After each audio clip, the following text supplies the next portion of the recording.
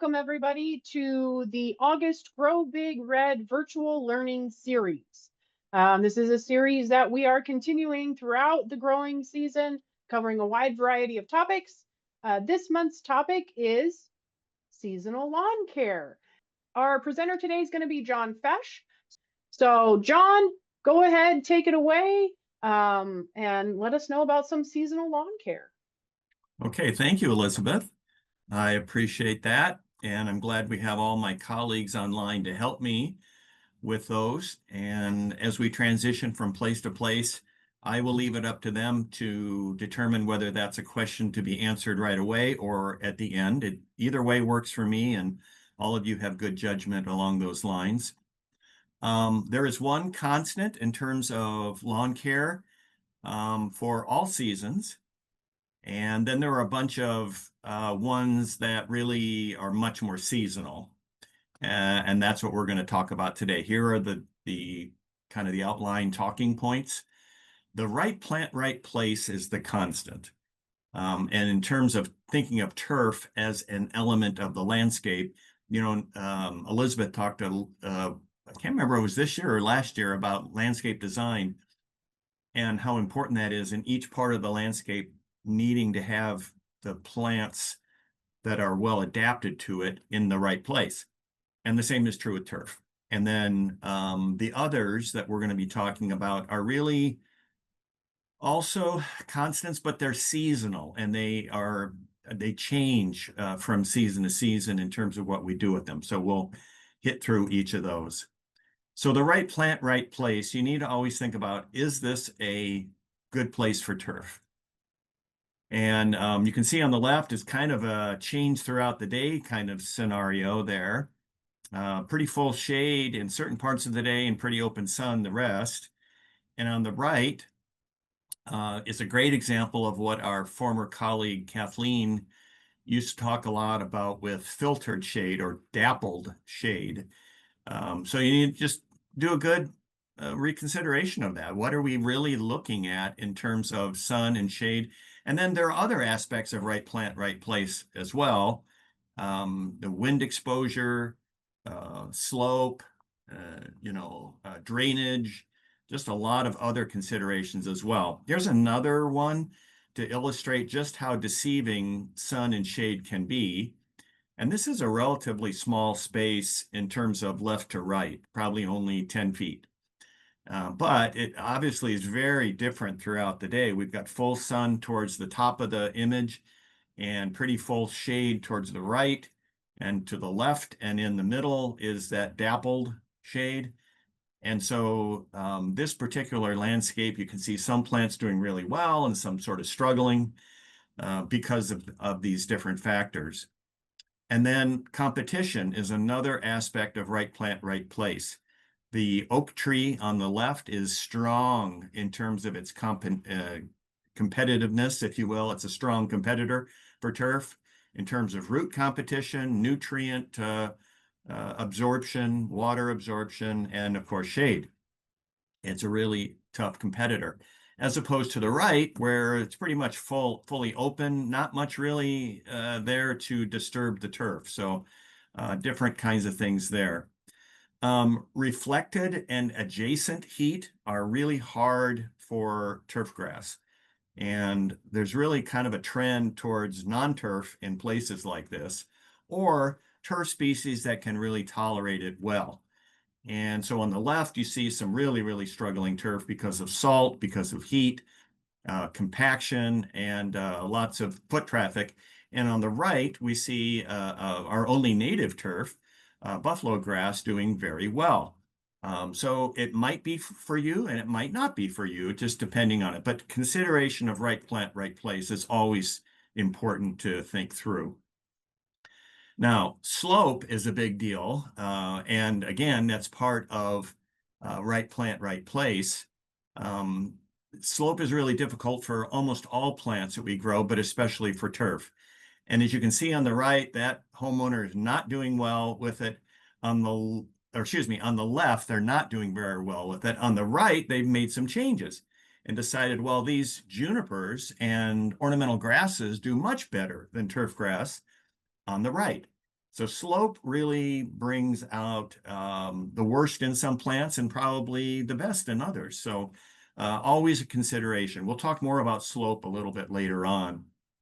When it comes to irrigation, that's an all-season thing, all-year thing, but we need to make some adjustments in late summer and into fall based on the time of year, whether it's in ground or above ground. Doesn't really matter. If it's something you hook up to the hose spigot, or if it's an in-ground system, doesn't really matter. You're still needing to think that through. And the two tenets, if you will, the bottom lines are water to the bottom of the roots, but do that systematically or differently throughout the season. So in the spring, we have a nice, big, deep root system for most cool season turf. And when I talk about that, I'm talking about Kentucky bluegrass, tall fescue, perennial ryegrass, and fine fescue. The warm season turfs, this is exactly opposite. So for zoysia grass and Bermuda grass and buffalo grass, just look at the bell-shaped curve that you have there in terms of the root system and invert it, turn it upside down. But for I'd say 90% of the state, we're growing cool season turfs. So you think about a very deep root system when the soil temperatures are cooler, and then in the heat of the summer, and we're still kind of in the heat of the summer, if you will, here in mid-August, excuse me, the turf roots are at their shallowest. And then as the temperatures decrease, and the cyclical nature of the turf also starts to pick up and more roots are regenerated, it grows deeper again. So we encourage people to grow or to water deeply and infrequently in the spring and fall, and lightly and frequently in the summer. Now, what does that mean? There's no formula. There's really no water it 3 times a week for 25 minutes. That's probably one of the worst things, along with the weed eater and the hedge clippers, that the horticulture industry has going for it. So you just really need to get into the mode of watering deeply and infrequently when it's called for, and lightly and frequently when it is called for. And the way to do that is to really check on how deep the roots are and how moist the soil is at various depths. So you can dig a hole in the ground and just see how deep your turf roots are. You can probe it with a screwdriver, probably opposite to the weed eater, one of the best horticultural tools that we could have. You can tell just a lot by that. Just how much force does it take to push the screwdriver in the ground? And then when you pull it out, how muddy is it? Is it powdery dry, or is it like this, which is just about right? This is not muddy. It's just kind of moist, a little bit of soil sticking to the screwdriver blade. And so it works out pretty well. So keep it moist, not soggy and not dry, and water to the bottom of the roots. There are many factors that affect irrigation, and these influences, all these 9 influences here, they overlap a lot. They're not standalone influences. The first one is thatch. Now, if you think of Europe, if you've ever been to Europe or seen pictures of Europe, you've probably seen thatch. The old style thatch roofs is what I'm talking about here. People didn't have asphalt shingles, so they used thatch. And thatch is horrible when it comes to having water move through it, or anything move through it, fertilizer, insecticide, whatever, move through it, because it repels water, doesn't allow it to move down to the soil. And if you've not really ever seen thatch, this is a good photo of where thatch is. So if you see where the knife blade is on the left side, the point of the knife blade is pointing to the start of the soil.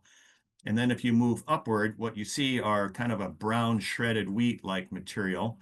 And then about 1 inch above that, you see the bottom of the turfgrass plant, or where the crown is, where all the roots and shoots come off.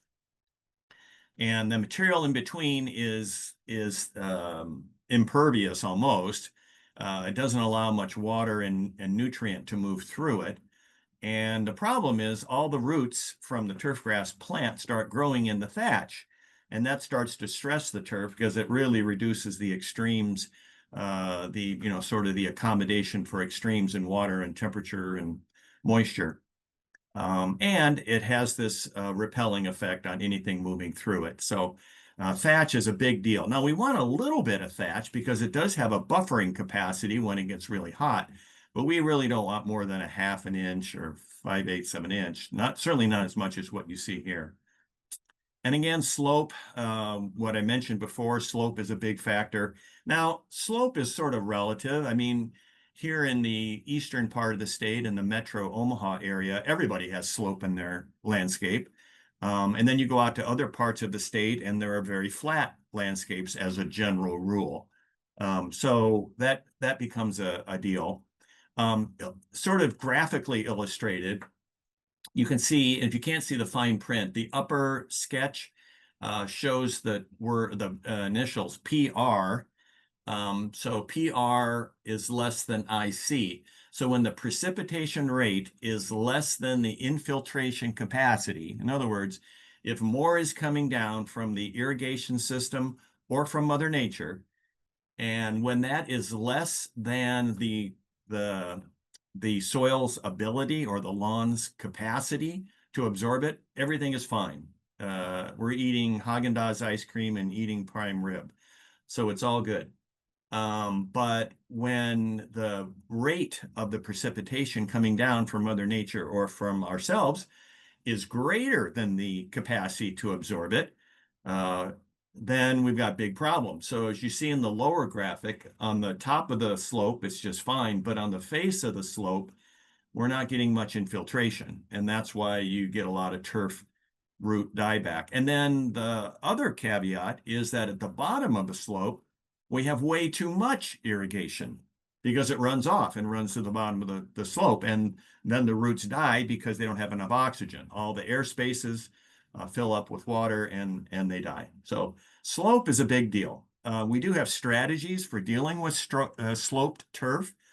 The one that I like the best is delayed starts, or as our colleague Kelly mentions, soak and cycle. This is her term that she uses, and I really like her term. So putting it on, but waiting till it runs off and then shutting the machine off, shutting the sprinkler off at the controller, or going to the hose bib, the hose spigot, and turning it off there. So you don't want to keep watering when you see water coming down the slope. You want to really get in tune with your landscape, especially when there's turf on the slope. Aeration is wonderful for getting infiltration. That really helps a lot because you're creating little channels for the water to run into. And then the third part is increasing application uniformity, and we'll touch on that as well. Wind and evaporation are the nemesis of irrigation, especially in the middle of the summer. My gosh, we've had lots of wind. And so we encourage people to water at a time when we tend to have less. Now, this isn't a guarantee you're going to have less, but you're certainly looking at a time in the early morning when you're going to have less wind and very little evaporation. So that helps out a lot with uniformity. Another factor, again, here's sort of the visualization of that: shade, sun, and wind. This is also a good illustration of a couple of things. One is the separation of turf and ornamentals, keeping it all on its own. And then also, a slope that is easily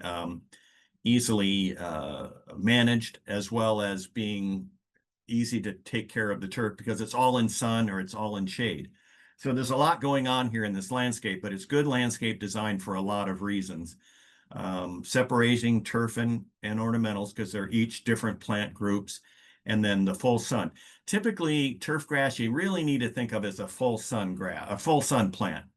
Yes, there are certain plants that tolerate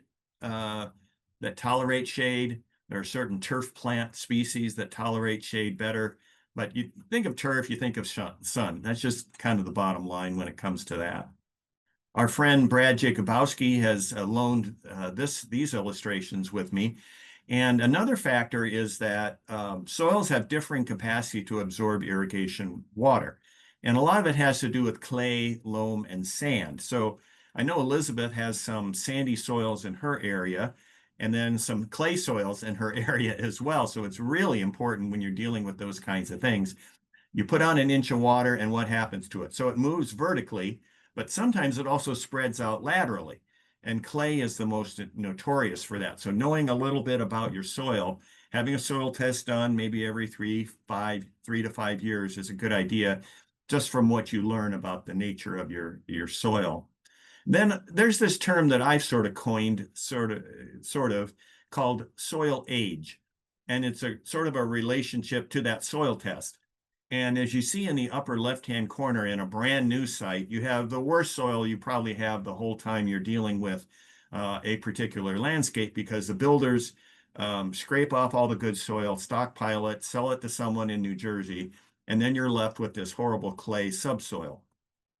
And then on the right-hand side is, after it's sodded, this is what you end up with, is soil not draining very well, as opposed to older soils, older landscapes, which tend to be like the bottom two photos, that do really well because of all the debris that falls down, that decomposes and works its way into the soil, creates humus, sort of like natural compost, and then you grow really good turf in those settings. So, the best thing to have is soil age. You think of all these brand new houses that you pay $500,000 for, but have the worst soil you could possibly have. It's sort of a juxtaposition or contradiction in terms, if you will. So older soils, we tend to think of them doing better just because they're older and they've had a chance to have some more humus worked into them just from the natural course of events. These clay soils tend to compact a lot more. And even when we insult our landscapes, like they have in this area, when they put in this new patio area and the concrete truck drives over it, the older soils react to that better. They are less stressed than the new ones. It's just kind of part and parcel to the overall situation. Natural rainfall, and here we're going to look at kind of the seasonality of things. And it's a little bit different. We talk a lot about drought, and a lot of that has because we have a good resource on the university campus in the Drought Mitigation Center. And these are some maps that I pulled from their websites. You can see the darker the color, the more droughty or kind of a deficit of the average that we're dealing with. But here back, a year and a half ago, these darker colors being illustrated across the whole state, not too much drought out west, which is kind of alarming. Usually that's the battle cry of the West, is you're always talking about drought. But that changes. You take it ahead into the middle of the summer, and the drought, it changes and where it is. You started off this year, then on the opposite, as time goes on, the drought starts changing, or the dry soils, the natural areas of dry soil. So if you just kind of look throughout the year of 2024, you started off with good moisture in the west and droughty soils in the east. Then in the middle of the summer, things changed in the middle, and then it changed just the opposite. It flipped from drier soils to moister soils. So natural rainfall plays a big role. And what I really want to stress is that we ought to think of turf irrigation as being supplemental to natural rainfall. And unfortunately, many of my clients think of turf irrigation and their irrigation controller as primary and Mother Nature as being supplementary. So really, in terms of what's best for the landscape, it's just the opposite. We need to think of turf irrigation as being supplemental. And there's a couple more from this year. A lot of drought throughout most of the region, especially up in this area around Columbus. And then getting a little better here just a couple of weeks ago. So you can just go to the Drought Mitigation Center. I think it's drought.unl.edu, and see these maps and follow along, because I think it's really important to focus on what falls out of the sky rather than what we turn on and what we do. And then these factors are important when you think about separating turf from ornamentals. I'm sure that Rachel and Elizabeth would have more to say about these, but putting each group of plants separately, and making sure, because they have different needs, and we want to make sure that we treat them separately, and for several reasons. Here's a couple of illustrations of that. Here in this situation, we have a tree growing right in the middle of the turf, and you can see there on the left the irrigation stream striking the tree, causing problems for the tree, but also keeping the whole area overly moist, the tree getting more water than it wants. In fact, on the right, we really have the tree getting too much moisture from let's call it a spousal misunderstanding. Each one sort of not knowing that the other was taking care of the irrigation and end up putting on 8 times as much water as they needed and ended up killing the tree. So separating trees from turf really reduces a lot of problems, and being able to treat turf separately from trees really helps a lot. And again, regardless of the type that you're putting on, whether it's in-ground or it's hose bib, we need to think about the performance of the irrigation system. If we do start talking about supplemental irrigation, we need to make sure it's up to snuff and working really well. Now, usually a lot of it has to do with the uniformity of the application system as well as the broken parts of the system. And here are some, on the left, some early symptoms that we see where the turf is not very uniform in its irrigation pattern. And a lot of times it's in the very center of a lawn where we're not getting good coverage, head-to-head coverage. And on the right is after this has been going on for several weeks, where we're just getting a lot of irrigation uniformity problems, and you start to see these big dead spots. The problem is when a lot of homeowners start to see too many dead spots, they just keep watering. And so you sort of water for the dead spots. Well, you can see on the right in the foreground, we're getting plenty of water.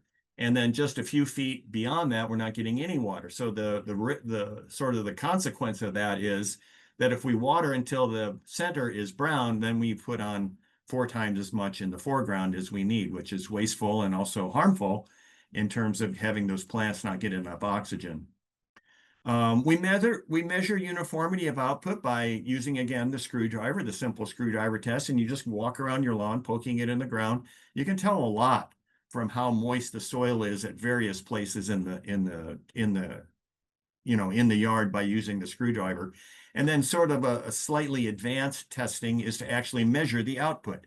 You can do this through placing tuna cans or cat food cans throughout the landscape, or you can buy these other devices online. They're not terribly expensive, and they do a really good job of measuring the output as well. And so doing that, you're sort of conducting an audit. It's not the kind like the IRS conducts, but in a way, it's taking just a really good look, turning it on, watching it run, and seeing the obvious flaws like you see in the upper right-hand corner, and then fixing those flaws. You're going to make a huge improvement in fixing the obvious flaws. And then secondly, you would run the system and then measure the output with the cans or the collection devices. And then based on what you see there, replace parts that you find are out of adjustment, make those adjustments. And then even a second time through really makes sense, because a lot of times there are more adjustments to be made. And then there, number 6, you could do a little trimming. And really what we're talking about there is just taking a look at the runtime that you use when you hook it up to the hose or you turn on your controller. Let's say you run it for 30 minutes. Well, if you run it for 30 minutes and you cut off 3 minutes and cut that down to 27 minutes, you've just instituted a 10% reduction in the amount of water that you're putting on. And chances are, in most cases, you're not going to see any difference in terms of the turf performance. And so that's really helpful when you think about that. It's just knowing that making those adjustments make a big difference, and that needs to be conducted. Here you can see this in practice. Here we have a non-interrupted, separated turf and ornamental situation, which is good. And then we have the irrigation system running and the collection devices out sort of randomly, some close to the head, some out in the middle, so that we can see where the water is being collected and how much is coming on in each of these areas. Now, as horticulturists across the state, we have a program called the Water Dogs, And we do this with our master gardeners, and these are the things we encourage them to do. We encourage them to treat irrigation water as supplemental, and so therefore run their systems manually and only water when needed as indicated through the screwdriver test. And then to monitor soil moisture levels through various methods, through the soak and cycle, watching it run, measuring uniformity, and making adjustments. So here again, we have the system, the irrigation in the off position, and then only using it on the manual station when it's needed, when the screwdriver test will tell you that it's needed. Because all too often, and this is, I'm driving, I have a red car and driving to work. You've all seen this, where the irrigation system's going off in the middle of the summer, and you have a problem with a lot of water being wasted when it's being put on when it's not necessary. What you see when you go through it, these are some of the things that you see going through it. You can see which came first here. In this case, the chicken or the egg. Was the irrigation system installed or was the fence installed? But just from visually seeing the bleached out wood, you can see big problems here. And then if you look at the base of the fence, where the arrow is pointing, that turf is dying, and it's dying because it's getting overwatered. The one consequence that a lot of people think about in terms of overwatering is that you're wasting water, which is true, but you're also killing roots. You're killing roots by filling up the spaces with too much water and not allowing them oxygen.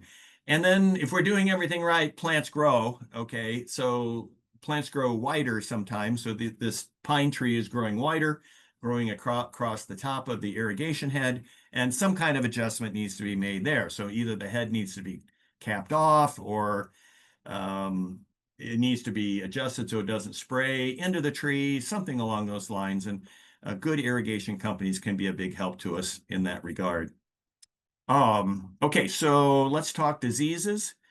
In the early season, we saw this year, because of a lot of humidity, at least in the eastern part of the state, I saw a lot of this, which is called dollar spot. And it could also be called softball spot because in a residential lawn, there are spots in the lawn that are sort of that are softball or baseball sized on very shortcut turf like sports fields.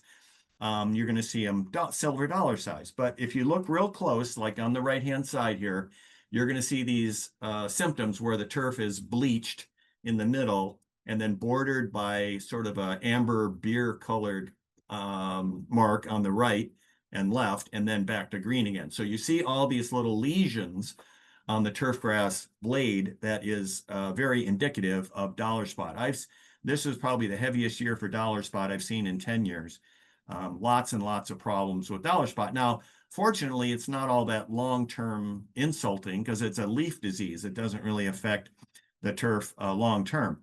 Similarly, especially on tall fescue, we've seen a lot of brown patch, which almost looks very similar. It's just has a different looking leaf symptom when you look at it up close. It has more of like oblong or irregular, almost birthmark like type of symptoms where you have a similar bleaching effect, but they're not regular. They're very irregular. And again, fortunately, it's a leaf disease, but it really does make the lawn look pretty rough and pretty ugly. I've seen both of these diseases run their course this year. They were insulting for about a month, and now they're kind of dying back just because it's getting to the end of the year. But those are early to midsummer diseases. The ones that we're looking at now in late summer there are three more that we really think about. The first one is called summer patch, which is a root killer. And so this is one that's very serious because it kills the roots, then everything else dies. The pathogen is in the soil. And so once this disease hits, then the turf dies, and it's just going to leave these big voids in the turf, and weeds then start to investigate or start to become established. So a big issue when it comes to that. And so you want to dig in with a fishing knife or something like that and look underground and see if you see softened roots. On the left, we have healthy roots. On the right, we have disease-infected roots. There's a couple, that's the most common root disease killer. There are a couple of others, but that's the most common. What we also see are more leaf diseases, like on the left, stem rust. I walked out to look at a tree the other day, about a week ago, and then when I got done, my shoes were orange as a result. So you know that you're starting to see this already here in early to mid-August. It just shows up as these orange pustules on the leaf blades. It's not particularly damaging, but it does thin the grass to some degree. And if it thins it sufficiently, you're probably going to want to do some renovation. Likewise, powdery mildew. Now, it's a different powdery mildew disease that you see on your lilacs and phlox and columbine and other plants. It's a different pathogen, but it looks very similar. And again, it's not particularly devastating, but it is thinning. And if you have a lot of problems with powdery mildew, you can lose a lot of turf. Both of these diseases are another reason why you want to separate trees from turf. You want to separate shrubs from turf. It's because they block air circulation that has a chance to move around and keep these diseases at bay. You tend to have a lot less dollar spot, brown patch, powdery mildew, and stem rust if you have open, fully air circulated, full sun turf. When you start to have the two being mixed, you have more of these diseases and more problems. White grubs are certainly kind of the hallmark problem we have in terms of the insect world in the lawn in this time of year, starting to see hatch, usually mid to late August. Fortunately, we have some insecticides that work preventatively now. Again, back when I started doing this, we didn't have any. We just had rescue treatments that sort of worked, about 50% efficacy. And we had a lot more damage, a lot more skunk and raccoon and possum damage as a result of the types of symptoms you see on the right. If you have a problem with white grubs this year, you can try the rescue treatments, but then you better put it on your 2026 calendar to put out one of the preventative products in late June, early July, and that works out pretty well. So we've outlined a number of problems, and if it gets to the point where they're bad enough, then you're going to want to do some renovation. And the first step in renovation is to create a seed bed. Right now is a great time to start that. You might need to kill off some shaggy looking turf with glufosinate or glyphosate first, wait a week or so, and then rip it up bad with a power rake. It needs to look like what you see on the right. And those of you who are vegetable growers can really understand that. When you go to seed turnips or beets or whatever, radishes, you want to have loosened soil.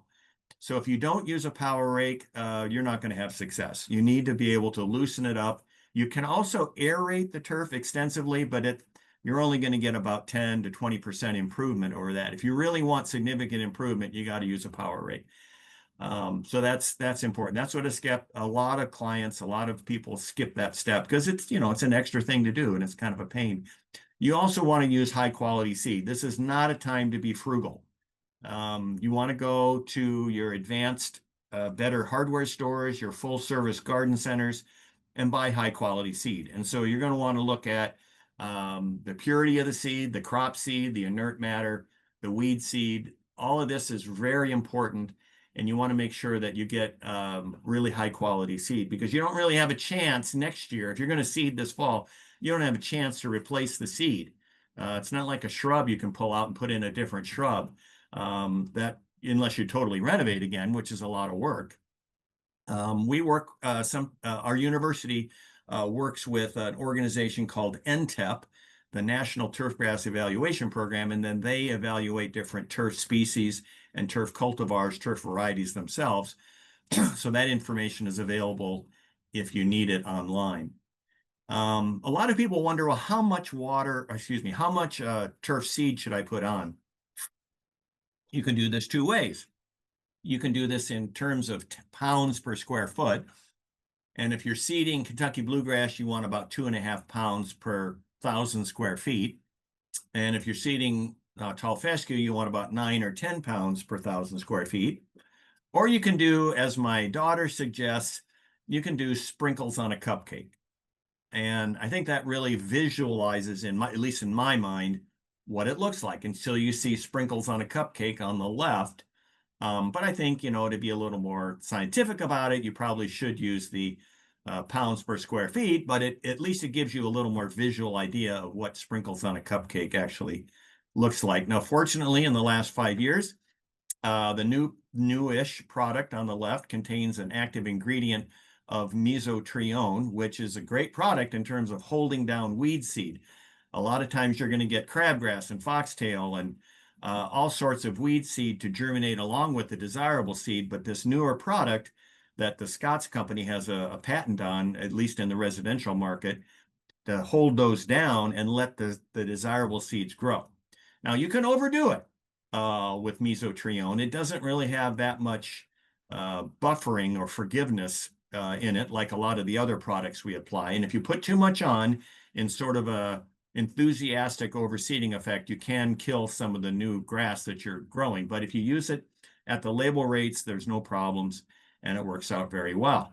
So you put it on, keep it moist, and water it well. And then a month or so later, you end up with this wonderful turfgrass stand. Either here, what I see on the left is kind of a small patch, or on the right, a half a lawn, either way. So it's the same procedure. I want to talk next about fertilizer timing and putting out the product at various times. And here in the top, you can see the amounts that we recommend in the early part of the year, and then application 3 and 4 in the latter part of the year. And this is sort of predicated on the fact that any fertilizer product you buy in the store is going to be calibrated to put out a full pound of nitrogen per 1,000 square feet.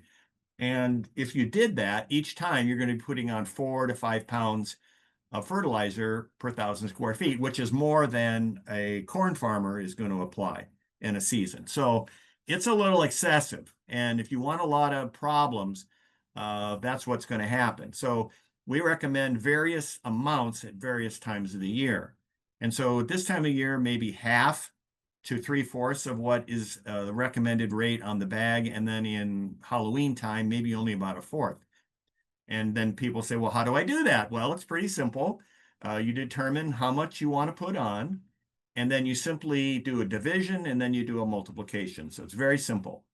You divide the rate by the concentration in the bag. So in this case, let's say we want to put on a half a pound of nitrogen per 1,000 square feet. Using this product, the 21-5-12 product, you divide half a pound by 21%, and you end up with about 2.5 pounds of fertilizer product per 1,000 square feet. So about 2.5 times, or 2.5 pounds per 1,000 square feet. Well, very few people have 1,000 square foot lawn, although some people only have 1,000. If you only had 1,000 square foot lawn, you're done. All you need is 2.5 pounds of that product. But let's say you have 4,000 square feet of turf. Well, then that is a very simple calculation as well. Then that's a multiplication step, and you multiply 2.5 times 4, you end up with what? 10. So you need 10 pounds. The problem is most people simply open up the bag, dump the entire bag in, and start walking. And so what you're going to end up doing is putting on 2 or 3 times as much fertilizer as you need, which is wasteful and also problematic and discouraging root growth and encouraging a lot of top growth, which encourages people to do a lot of mowing, which may not be as desirable depending on where you're at. So, we think about that. How much and how often? Well, it just depends. It really does. What are your expectations?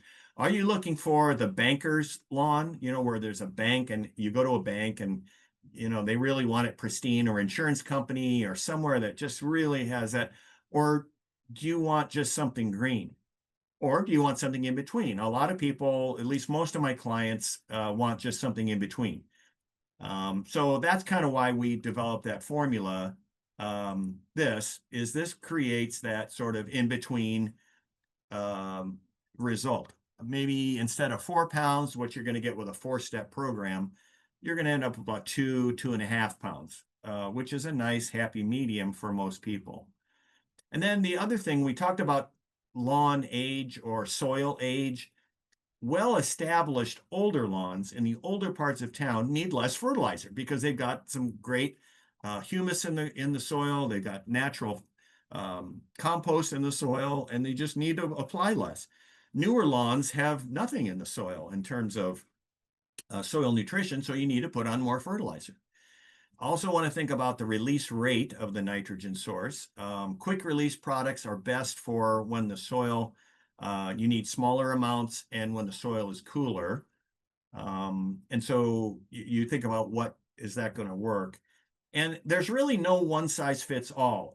We do have some good brochures and things for you to follow, but need to think through these other things in terms of the age of the turf, your expectations. It can easily take 3 years following good best management practices to meet your expectations. So it's not an easy, quick thing.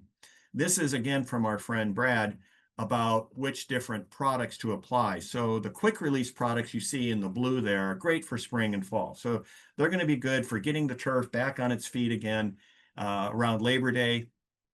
Ammonium nitrate, ammonium sulfate, urea, again, used in small quantities. So you're not encouraging lots of growth. So the quicker release materials, the slower release materials, like you see in the orange there, are also good for early fall because you have about 8 weeks for them to do their thing, to release their rate. The summer fertilizers, the ones you would put on around Memorial Day, should not be used in the fall because they take too long to have a result. And so we don't have enough time for them to really do their thing and be absorbed and utilized by the plant. So here you can see them. This is just showing how to read the label. And a lot of times you have to use your use your glasses in order to see them because they're in pretty small print. And then just to know whether ammoniacal nitrogen is a fast or a slow release material. And that's easy to find out. You just, would type that in and then hit site edu, and you're going to be directed to a land-grant university site, which explains the release rate of all of these different forms of nutrients. And that's very helpful. Aeration, early September throughout the whole month of September is a great time to aerate because the turf then will be either set up for overseeding or simply you're going to be basically pruning the roots. And if you've ever pruned a hedge with a hedge shears, that's, I'll forgive you for that. But if you've ever pruned a tree or a shrub, what do you see afterwards? You see growth coming out. That's the same thing for the root system of a lawn that you've aerated. You're actually root pruning, causing more growth in the root system, which is very desirable. It also allows access for oxygen. It allows access for anything you put on the lawn, fertilizer, insecticide, fungicide, whatever, which is very desirable, helps to relieve compaction as well. Elizabeth mentioned broadleaf weeds, and a lot of dandelions, a lot of clover, a lot of violets this year. And mid-September is a great time to control them. Mid-September, early October, they are starting to store nutrients for the upcoming winter, and they absorb herbicides at a much greater rate at that time than they do in Memorial Day. So plan accordingly. This year is one of the worst years I've seen for grassy weeds in a long time.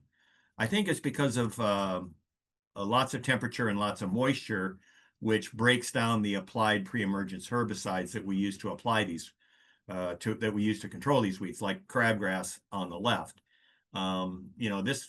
This is a whole lawn of crabgrass, basically, and that becomes a problem. On the right, we see grassy weeds. On the left is crabgrass, which is an annual grass. And then on the right is nimblewill, which is a perennial warm season grass. And the herbicidal effects that you're going to see, whether it's a broadleaf or it's a grassy plant, are going to be as shown here. So a typical dandelion spray application on the left, this is what you're going to see, twisting and curling and sometimes some purpling of the leaves. We encourage people to apply these products 2 inches off the ground and under very low wind speed so that you don't injure other plants nearby, like has been done here on the right on this maple. So again, make sure you read the label, but in all cases, you're going to apply them under low wind speed, coarse droplets, at the proper rate, not twice the rate. You know, if an ounce is good, 2 is better. We don't encourage that. And low to the ground, low to the wind, as low to the turf weed instead of high off the ground at waist height. Same thing here, the herbicidal effects. Now, this is that mesotrione product, which I talked about earlier. You can apply that not just at seeding, but also to control crabgrass. You can see on the left a couple of weeds being controlled here, the bleaching effect on crabgrass, but also on oxalis or yellow wood sorrel that you see here that tends to grow up in chain link fences. On the right, we can see nimblewell being controlled with mesotrione. And it's a bleaching effect, and it eventually it works slowly, but after about 3 weeks, it will eliminate most of the nimblewell there. So those are some of the things I wanted to share with you today, just from the standpoint of illustrating the different things at various times of the year. And I guess I have one more photo here to show you, again, back in the design phase, if you will. Again, this just illustrates, and as I've mentioned at various places all along, good horticulture, good right plant, right place starts with the design. It starts with the design phase, making sure that you intentionally, right from the get-go, separate vegetables, pollinator plants, trees, shrubs, flowers, everything from the turf, each one on its own basis, so that you can have some real success. So this is the survey. If you guys want to take a minute you can either use that QR code, or it's just go.unl.edu/GBR, GroBigRed _lawns. So we'll ask that you do that. We appreciate your feedback. I would just add to that. Yeah, we not only do we want to know, did we cover the right stuff, but what other programs are important, and would you like us to address in the future? Yeah. Okay. And then just wanted to show you next month, we're going to be talking herbs with Mary Jane. So same place, same time, but a month later. So it's September 10th. And then we have one more in October after that. And on that note, we are at the 1 hour mark. All the questions have been answered. So reminder to join us all next month on September 10th. Mary Jane's going to talk to us about herbs. So see you all next time.